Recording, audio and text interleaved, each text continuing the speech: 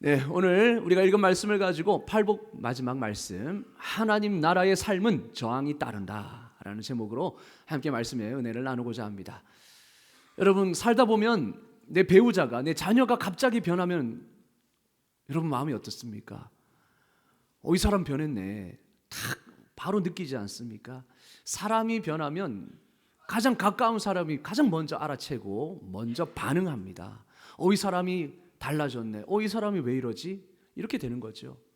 마찬가지입니다. 우리 인생에 하나님의 나라가 임하면, 예수 그리스도께서 주인 되시는 그 하나님의 나라, 왕 되신 하나님의 나라가 우리 삶 가운데 임하면 우리 삶은 달라집니다.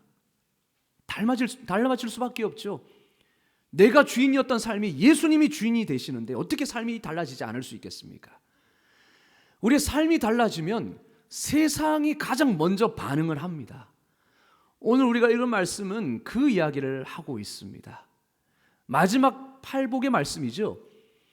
의를 위하여 박해를 받은 자는 복이 있나니 천국이 그들의 것입니다 말씀하고 있어요. 여러분, 예수님은 팔복을 통해서 하나님 나라의 백성은 어떠한 삶을 사는가 여러 가지 모습을 보여주셨습니다.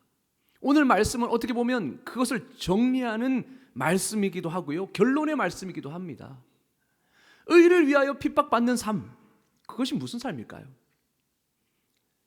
우리가 전에 보았던 7주를 통해서 보았던 팔복의 말씀, 7가지 복의 말씀, 심령이 가난한 자, 그 심령이 가난하기 위해서 노력하고 죄를 애통해 하다가, 그리고 온유하려고 하다가, 그리고 의에 줄이고 목마른 삶을 살려고 하다가, 그리고 사람들에게 긍휼을 베풀다가, 또 마음을 청결하게 그렇게 지키다가, 또 화평케 하다가 그 과정 속에서 어려움을 당하는 사람들, 그게 바로 의를 위하여 살다가 박해를 받는 사람을 의미하겠죠. 그래서 오늘 말씀은 그 전에 모든 말씀을 다 종합하는 말씀이라고 할 수 있습니다. 이렇게 의를 위하여 살다가, 정말 하나님 나라의 그 삶을 살다가 박해를 받는 사람은 복이 있다 말씀하는 거죠. 여러분, 우리가 하나님 나라의 삶을 살면 세상은 반드시 반응을 합니다. 긍정적인 반응을 하든지 아니면 부정적인 반응을 하든지 반드시 반응을 하게 되어 있습니다. 여러분, 빛이 어둠에 비치면 어둠은 사라지죠. 이게 빛이 비칠 때 당연한 반응인 겁니다. 빛이 어둠을 비추면 어둠은 불편해합니다. 의가 드러나면 불의는 반드시 흔들릴 수밖에 없습니다. 그래서 하나님 나라의 삶을 산다라는 것은 반드시 저항을 불러옵니다. 반응을 불러오는 거예요. 여러분, 어두운 창고에 불을 탁 켜면은, 깨끗한 창고면 상관없지만 좀 오래되고 눅눅한 창고에 불을 탁 켜면은 어떤 현상이 나타나겠습니까? 뭔가 사사사삭 하죠. 벌레들이 갑자기 빛을 피해 사방으로 흩어집니다. 어둠 속으로 들어갑니다. 장롱 밑으로 들어갑니다. 빛이 벌레를 공격한 것도 아닙니다. 빛이 비치면 살이 따가운 것도 아니에요. 근데 왜 피할까요? 그들은 어둠에 익숙하거든요.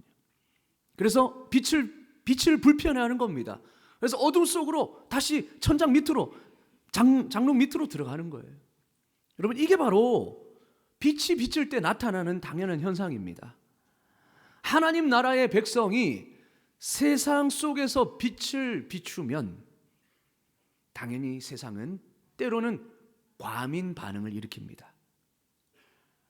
물론 이것을 알고, 이것을 보고 하나님의 영광을 보고 주님께로 나오는 역사도 나타나지만 세상은 과민 반응을 일으킵니다. 이게 바로 박해로 나타나는 거죠. 비난과 조롱과 무시, 이런 것으로 나타나는 거죠. 여러분, 오늘 우리가 좀 살펴봐야 될 것은 바로 이 의를 위하여 박해를 받는다 할 때 의를 위하는 삶이 어떤 삶이냐 하는 것입니다. 결론을 말씀드리자면 의를 위하는 삶은 예수님을 위하는 삶입니다. 예수님을 위하는 삶입니다. 여러분, 11절과 12절은 어떻게 보면 10절과 11절 12절은 같은 말씀입니다. 그래서 11절, 12절은 10절의 말씀을 좀 더 구체적으로 풀어놓은 말씀이에요. 특히 10절과 12절, 11절 이렇게 보면 의를 위하여 박해를 받는 자는 복이 있나니 천국이 그들의 것임이라 말씀하고 있고, 11절에는 똑같이 대응구를 이루고 있죠.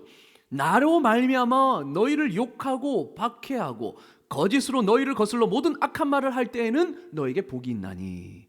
즉 의를 위하여 라는 것은 나로 말미암아로 대꾸를 이루고 있고요, 박해를 받는 것은 구체적으로 욕을 받고 욕먹고 그 다음에 거짓으로 비방받는 이런 억울함, 이런 조롱, 이런 것들을 구체적으로 표현하고 있어요. 그렇기 때문에 의를 위한다라는 것은 어떻게 보면 나로 말미암아라는 뜻과 같다라고 할 수 있습니다. 바로 예수님 때문에 욕을 먹고 예수님 때문에 조롱당하고 내가 예수 믿는다는 이유로 박해를 받는 것을 말하는 거죠. 여러분, 의를 위한다, 의를 위하는 삶은 바로 예수님을 위하는 삶입니다. 그 삶을 갈라디아서 2장 20절은 잘 말씀해 주고 있죠. 다 같이 한번 읽어보겠습니다. 시작. 내가 그리스도와 함께 십자가에 못 박혔나니 그런즉 이제는 내가 사는 것이 아니요 오직 내 안에 그리스도께서 사시는 것이라. 이제 내가 육체 가운데 사는 것은 나를 사랑하사 나를 위하여 자기 자신을 버리신 하나님의 아들을 믿는 믿음 안에서 사는 것이라. 아멘. 여러분, 우리가 예수 그리스도를 믿음으로 거듭난 사람은 예수님을 믿는 믿음으로 살아가는 사람입니다. 예수님의 말씀을 믿고 따르는 사람입니다. 그렇죠? 이제 나를 위한 삶이 아닌 거예요. 예수님을 위한 삶인 겁니다. 예수님의 이름이 드러나고 예수님의 이름을 전파하기 위해서, 또한 내 삶을 통해서 예수님이 진짜다라는 사실을 증거하기 위해서 살아가는 사람들입니다. 이 모든 삶이 예수님을 위하여 사는 삶이 바로 의를 위하는 삶이라는 거죠. 그런데 오늘 말씀은요, 이 예수님을 위하여 사는 삶을 살면 반드시 박해를 받는다라고 말씀합니다. 주님을 신뢰하고 주님의 말씀을 따라 사는 삶은 고난을 수반한다라고 말씀하고 있어요. 평안한 삶이 아니라는 거죠. 여러분, 예수님을 대충 믿을 때는 아무 일도 일어나지 않습니다. 남편도 아무 말하지 않습니다. 아내도 말하지 않습니다. 교회만 왔다 갔다 할 때는 저 주일 예배만 탁 드리고 왔다 갔다 하면 별 뭐 그런 거 없잖아요. 그런데 예수님을 진짜 나의 구주로 영접하고 예수님을 나의 주인으로 모시고 살아가는 그 순간부터 삶의 태클들이 막 들어오기 시작합니다. 어떤 집사님이 저에게 이런 얘기를 들려주셨어요. 목사님, 제가 예전에 교회만 왔다 갔다 할 때는요 아무 문제 없었습니다. 그런데 제가 은혜 받고 직장에서 크리스천임을 밝히고 정직하게 일해보려고 하니까 갑자기 사람들이 저를 불편해하기 시작하더라고요. 이렇게 말씀하더라고요. 제대로 예수 믿고 예수님 따라 말씀 따라 제자로서 한번 살아보려고 하니까 사람들이 불편해하더라는 겁니다. 너만 잘났냐? 너만 깨끗한 척하냐? 너 때문에 우리만 이상해진다. 너 때문에 우리가 불편하다. 이런 얘기를 듣기 시작하더라는 거예요. 여러분, 이게 진짜 내가 예수쟁이가 되어가고 있다라는 증거입니다. 지금도 예수님 때문에 욕먹고 비난받고 조롱받는 일이 발생합니다. 어떤 사람은 이렇게 말하겠죠. 야, 요즘 시대 무슨 박해냐. 옛날처럼 뭐 십자가에 못 박히고 옛날처럼 감옥에 가고. 물론 형태는 달라졌을지라도 형태만 달라졌지 박해는 여전합니다. 적대감을 드러내는 것은 여전합니다. 이런 이야기 많이 듣잖아요. 야, 다들 이렇게 사는데 너만 유난 떨지 말라. 너 때문에 야, 우리가 다 불편하다. 야, 너만 깨끗한 척하지 마. 이런 얘기를 우리는 종종 듣습니다. 또 신앙 때문에 받는 조롱도 있죠. 야, 요즘 시대 아직도 교회 다니냐? 너는 왜 그렇게 답답하게 사냐? 예수 믿는 사람들은 다 위선자야. 이렇게 너무나 터무니없게 일반화를 당하죠. 예. 다 그런 게 아닌데도 불구하고 일부 몇몇의 그런 행동 때문에 우리 모든 예수 믿는 사람들이, 교회 다니는 사람들이 이렇게 다 일반화를 당하고 조롱을 당합니다. 또 이렇게 말합니다. 야, 다들 술 마시는데 너 때문에 분위기가 다 깨진다. 야. 제가 대학교 다닐 때 제일 많이 들었던 소리입니다. 저는 이제 좀 그래도 좀 서로 어울려야 되니까 왕따 안 당하려고 술자리에 갔습니다. 물론 술은 안 먹었죠. 근데 안주만 먹다가 너무 혼났습니다. 안주가 저는 그렇게 비싼지 몰랐습니다. 그러니까 술은 안 마시고 안주만 먹으니까 너무나 미워하더라고요. 그때부터 이제 그렇게 하지 않죠. 근데 술을 안 마신다는 이유로 분위기가 깨진다고 그런 말을 많이 들었습니다. 정말 그런가요? 그냥 물 마시고 되고 사이다 마셔도 되는데 꼭 술을 마셔야 되나요? 근데 술 마시는 분들은 같이 안 취하니까 분위기 깬다 그렇게 말씀하더라고요. 저 선배들이 그렇게 말해가지고 저는 그때부터 안 갔습니다. 너무 힘들더라고요. 분위기 깨는데 왜 내가 왜 가냐? 또 이런 말 하죠. 다들 다 그러는데 왜 너만 그러냐? 이런 말을 참 많이 듣습니다. 너는 뭐 죄도 안 짓고 사냐? 이런 말을 많이 듣죠. 여러분, 빛은 공격하지 않습니다. 뭐라고 하지 않습니다. 그냥 내가 그렇게 사는 거예요. 그런데 어때요? 빛은 그저 빛날 뿐이에요. 그런데도 어둠은 빛을 불편해합니다. 내가 뭐라고 말하지 않는데 너는 왜 그렇게 살아? 이렇게 말하지 않는데 나만 그렇게 사는데 그런데도 어둠은 불편해합니다. 여러분, 온라인에서의 박해는 더 심하죠. 지금은 SNS 시대입니다. 익명 뒤에 숨어서 기독교인을 향해서 근거 없는 비난과 조롱을 그리고 왜곡된 말을 쏟아냅니다. 기독교인들은 다 꼰대다. 기독교인을 개신교를 개독교라고 그렇게 말하기도 하고, 또 교회 사는 사람들은 다 이중적이야. 다 훼손자야. 예수 믿는 사람들은 사회에 해만 끼쳐. 사회 악이야. 그렇게 말하기도 합니다. 좀 그런 댓글을 볼 때마다 참 마음이 무너지고 아픕니다. 그러다 보니까 댓글을 잘 안 보게 되는 그런 일도 있겠죠. 여러분, 이런 말들은 사실이 아닙니다. 그러나 세상은 이유 없이 근거 없이 우리를 향하여서 적대감을 드러냅니다. 이것이 바로 지금의 박해의 모습이라는 거예요. 왜 이런 박해가 일어날까요? 왜 이런 박해가 일어날까? 여러분, 어둠은 빛을 싫어하기 때문에 과민 반응할 수밖에 없습니다. 세상은 본질적으로 하나님을 대적합니다. 왜냐하면 이 세상은 공중 권세 잡은 자, 사탄의 권세가 영향력을 끼치고 있기 때문에 그렇습니다. 예수님도 빛으로 이 땅에 오셨지만 세상은 빛을 싫어해서 빛을 몰아냈죠. 십자가에 못 박았죠. 지금 그 현상이 여전히 일어나는 것이죠. 그래서 예수님을 따르는 사람에게도 자연스럽게 적대감을 드러냅니다. 그것은 예나 지금이나 똑같습니다. 12절도 우리에게 이렇게 말씀하고 있습니다. 지금의 일만은 아니다. 전에 있던 선지자들도 세상은 이같이 박해하였다라고 12절은 분명히 말씀하고 있습니다. 여러분, 물론 세상이 기독교를 욕하는 것에는 우리 기독교인이 예수님처럼 살지 않았기 때문에, 복음대로 살지 않았기 때문에, 말하는 대로 예배드리는 대로 믿는 대로 살지 않았기 때문에 받는 도덕적 비난도 있습니다. 여러분, 이것은 분명합니다. 베드로도 그것을 지적했습니다. 베드로전서 2장 20절에 우리 다 같이 한번 읽어보겠습니다. 시작. 죄가 있어 매를 맞고 참으면 무슨 칭찬이 있으리요? 그러나 선을 행함으로 고난을 받고 참으면 이는 하나님 앞에 아름다우니라. 아멘. 말씀하고 있죠. 죄를 지어서 매를 맞고 욕을 들으면 무슨 칭찬이 있냐? 그렇게 된다라는 거예요. 우리가 그리스도답게 살지 않으면 우리는 비난을 받습니다. 그런 비난 아무 칭찬이 없어요. 아무 유익이 안 됩니다. 여러분, 기독교인이 잘못을 해서 비난받으면 그건 박해가 아닙니다. 그건 욕먹을 짓을 한 겁니다.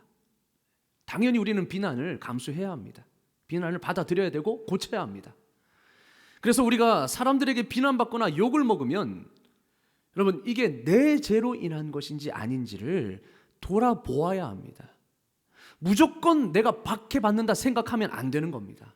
나에게 혹시 뭔가 잘못한 것이 있는지 없는지를 돌아보아야 합니다. 자, 그런데 이런 박해가 있는 반면에 선을 행함으로 고난을 받는 것도 있다라는 거예요.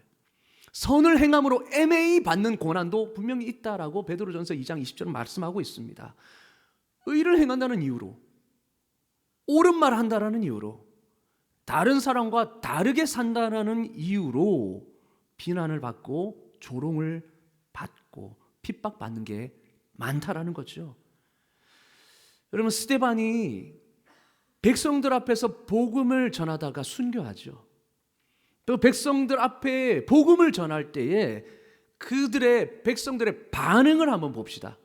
사도행전 7장 54절입니다. 다 같이 한번 읽겠습니다. 시작. 그들이 이 말을 듣고 마음에 찔려 그를 향하여 이를 갈거늘. 스데반은 옳은 말을 한 겁니다. 복음을 전했습니다. 그런데 그걸 듣고 사람들이 마음에 찔려 했습니다. 마음에 찔리면 돌이키거나 회개하는 게 당연하잖아요. 근데 사람들은 그렇게 하지 않는다는 겁니다. 오히려 어떻게 해요? 이를 갈거늘. 두고 보자 이놈. 너만 그렇게 잘 사나 보자. 너 한번 넘어지면 내가 그때 가만 안 둬. 이렇게 한다는 거죠. 이게 바로 빛에 대한 세상의 반응입니다. 이를 갈거늘. 마음에 찔려 이를 갈거늘. 만약 여러분, 예수님이 우리와 상관없는 분이라면, 예수님이 나의 삶의 주인도 아니고 나의 구주도 아니고 나에게 아무런 영향력을 행사하는 분이 아니라면, 여러분, 예수님이 받는 고난을 내가 받을 필요가 없습니다. 예수님은 나와 상관없는 분인데 예수님 때문에 왜 우리가 고난을 받아야 됩니까? 억울하죠. 그런데 예수님이 나의 주인이시라면 주인이 받는 고난을 종도 함께 받는 것이 당연합니다. 주인과 종은 함께 가는 겁니다. 한 마음이 되는 거죠. 예수님이 욕을 먹으면 그분을 따르는 나도 욕을 받는 것이 당연한 것입니다. 여러분, 예수님의 일이 곧 내 일이고 내 일이 곧 예수님의 일이기 때문이죠. 예수님과 내가 일체화가 되는 거예요. 그게 바로 예수님을 위한 삶입니다. 예수님을 믿는 삶이고 예수님을 주인으로 모시는 삶입니다. 그러니까 예수님이 이 땅에서 고난받으시고 박해받으시고 조롱받으시고 배척받으셨던 그 삶이 결국은 예수님 따르는 우리에게도 동일하게 임할 수 있다는 거죠. 그게 오히려 당연하다는 겁니다. 따라서 혹시 여러분, 예수님 때문에 욕을 듣고 예수님 때문에 미움당하고 예수님 때문에 서름당하신 적이 있으십니까?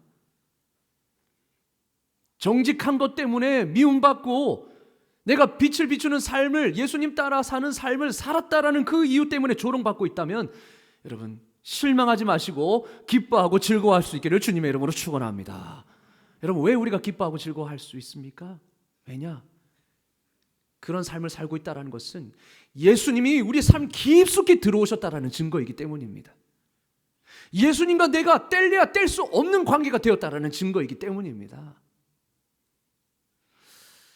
여러분, 우리는 여기서 반드시 우리 자신에게 질문을 던져봐야 합니다. 나는 혹시 박해를 두려워하고 있지 않는가? 물론 우리는 박해 두렵죠. 그러나 이 박해가 두려워서 신앙을 숨기고 있지는 않는가? 박해를 받지 않기 위해서 내 신앙을 숨기고 있지 않는가? 드러내고 싶어 하지 않는 그런 삶을 살고 있지 않는가? 사람의 시선이 두려워서 예수님 편에 서기를 주저하고 있지는 않는가? 여러분, 예수님은 우리에게 동호야, 가능하면 조용히 믿거라. 너무 티나게 믿지 마라. 그렇게 말씀하실까요? 그렇게 말씀하셨을까요? 여러분, 예수님이 하신 말씀을 한번 봅시다. 13절부터 16절까지 한번 다 같이 한번 자막을 통해 보겠습니다. 다 같이 읽겠습니다. 시작. 너희는 세상의 소금이니 소금이 만일 그 맛을 잃으면 무엇으로 짜게 하리요? 후에는 아무 쓸데없어 다만 밖에 버려져 사람에게 밟힐 뿐이니라. 너희는 세상의 빛이라. 산 위에 있는 동네가 숨겨지지 못할 것이요 이같이 너희 빛이 사람 앞에 비치게 하여 그들로 너희 착한 행실을 보고 하늘에 계신 너희 아버지께 영광을 돌리게 하라. 아멘. 이게 바로 예수님이 하신 말씀이세요. 야, 티내지 않게 믿어라. 이게 아니죠. 너희는 세상의 소금이다. 소금이 맛을 잃으면 어떻게 되느냐? 맛을 내야 된다. 너희는 세상의 빛이니라. 세상의 빛은 숨겨지지 못한다. 드러내야 된다라고 말씀합니다. 당당히 드러내라고 말씀합니다. 여러분, 빛을 내면 어둠은 반드시 반응합니다. 그렇기 때문에 만약 박해 없는 신앙, 저항 없는 신앙이라면 우리는 빛을 잃은 신앙일 수 있습니다. 목사님, 저는 조용히 믿고 싶어요. 괜히 티내면 사람들이 싫어합니다. 조용히 믿는 신앙은 성경에 없습니다.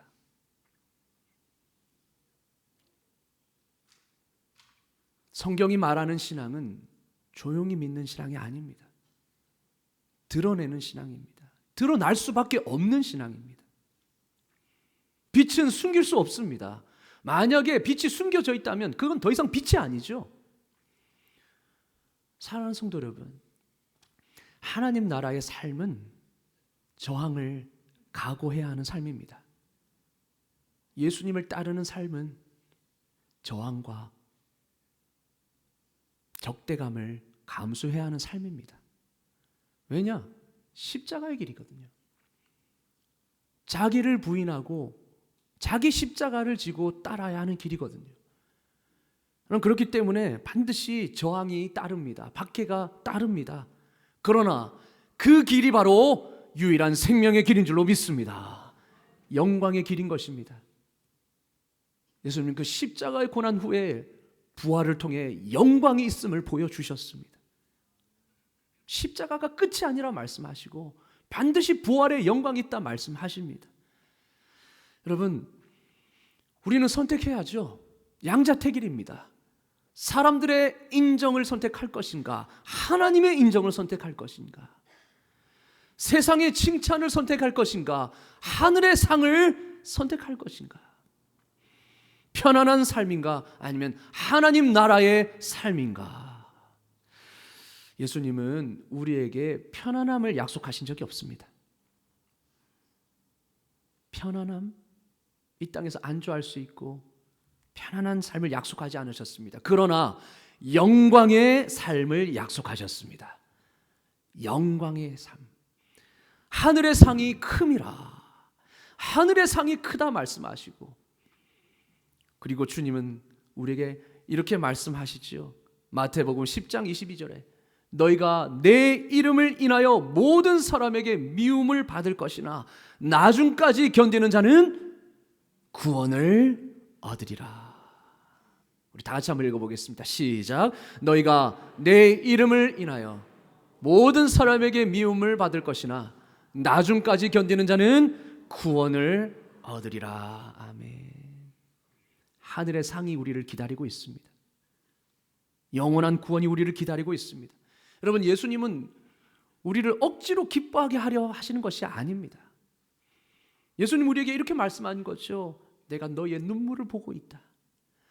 내가 너희의 그 견디는 고난을 내가 보고 있단다. 나는 절대 잊어버리지 않는다. 너희가 당한 그 억울함을 내가 알고 있다. 그리고 나는 너희에게 상을 준비하고 있다.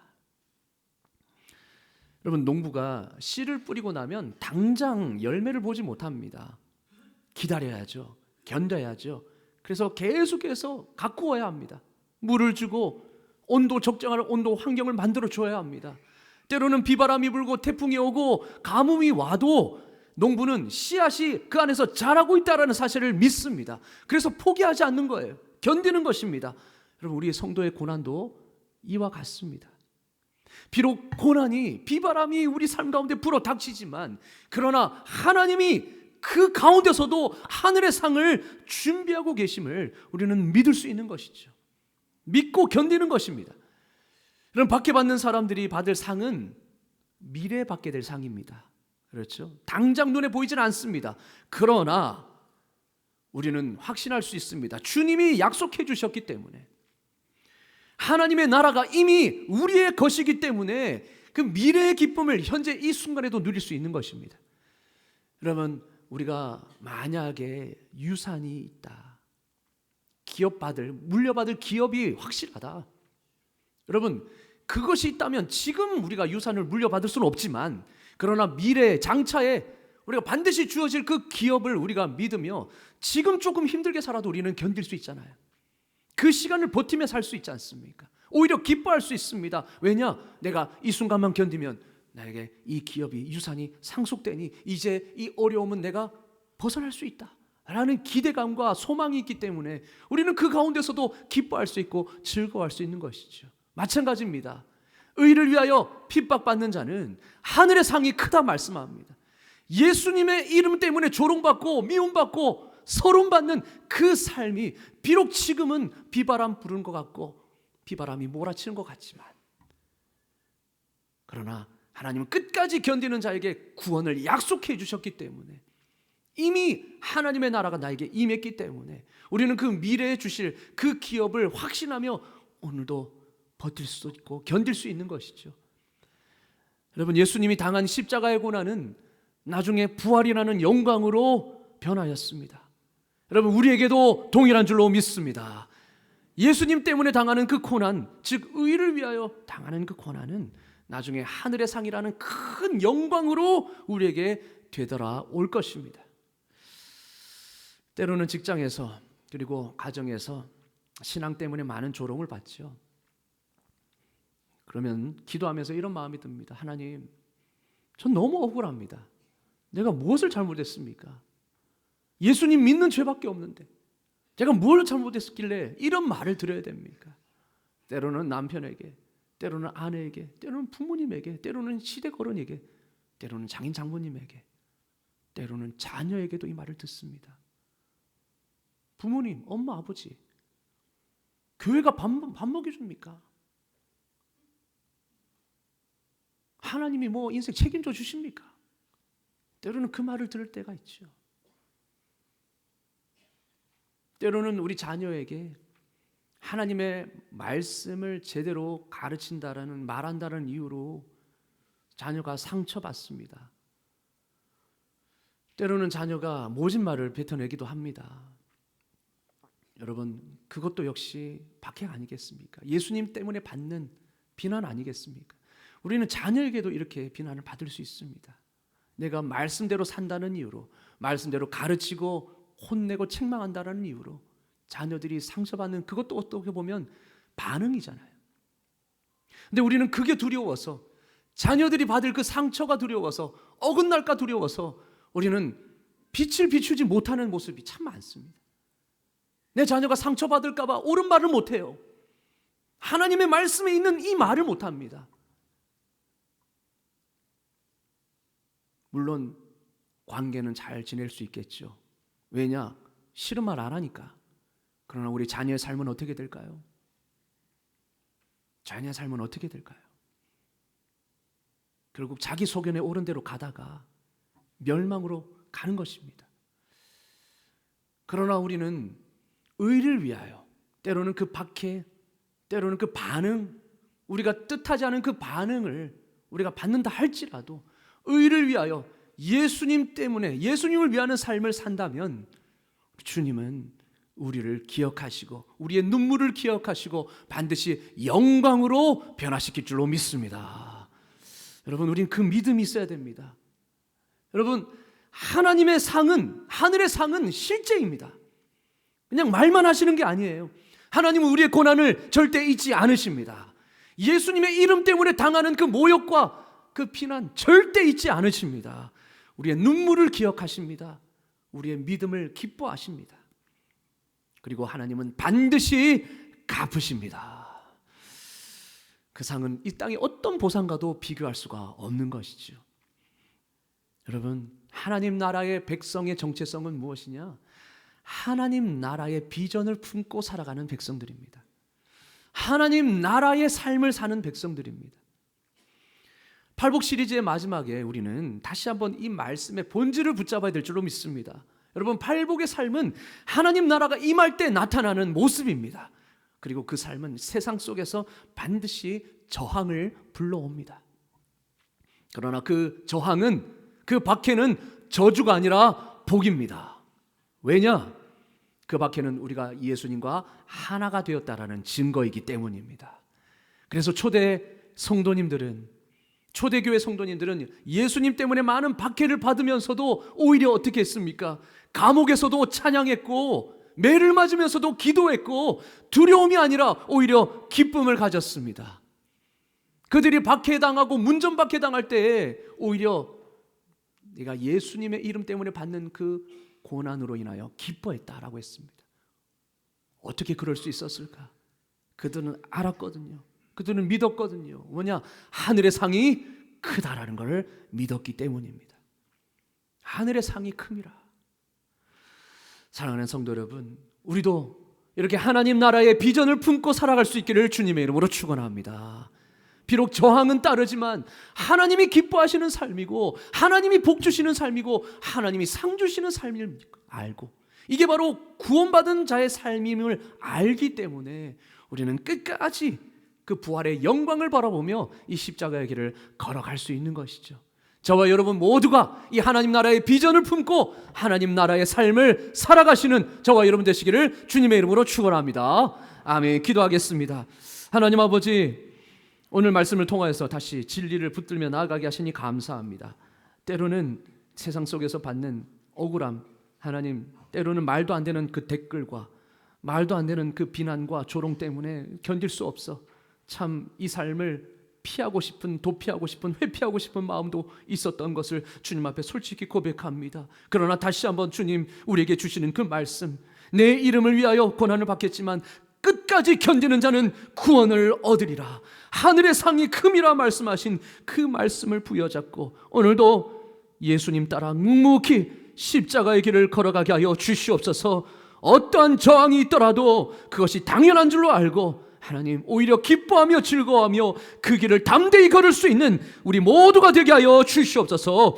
예수 그리스도의 이름으로 기도드리옵나이다. 아멘.